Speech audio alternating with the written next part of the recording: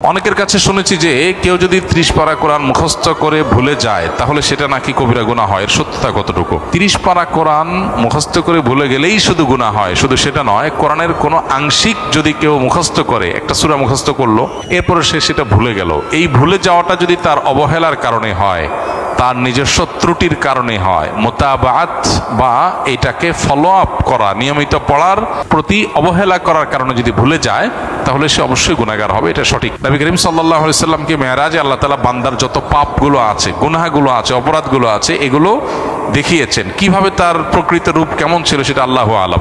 সেই গুনাহগুলোর মধ্যে নবী সাল্লাল্লাহু আলাইহি সাল্লাম এর একটা হাদিস থেকে আমরা জানতে পারি যে সবচেয়ে ভয়াবহ গুনাহগুলোর মধ্যে থেকে একটা দেখানো হয়েছে তাকে মানুষ যখন কোরআনের কোনো অংশ মুখস্থ করার পর সেটা ভুলে যায়। অতএব কোনো হাফেজ পুরো কোরআন হিফজ করেছে, এরপরে সে পুরোটা ভুলে গেছে, সে আল্লাহর কাছে ভয়ঙ্কর অপরাধী যদি সে অবহেলা গাফিলতির কারণে ভুলে যায়। ঠিক একইভাবে কেউ যদি কোনো আংশিক কোনো সূরা, কোনো পৃষ্ঠা, কোনো অংশ বিশেষ মুখস্থ করেছে, এরপর এটা ভুলে গেছে, সেও আল্লাহ তাআলার কাছে এভাবে অপরাধী। তবে এর বিপরীতে কিছু মানুষ আছে যারা কোরআন মুখস্থ করার পর নিয়মিত পড়ে কিন্তু আর ধরে রাখতে পারে নাই, তাহলে অবহেলা নাই এখানে, তার চেষ্টা ছিল, তাহলে সে গুনাহগার হবে না ইনশাআল্লাহ।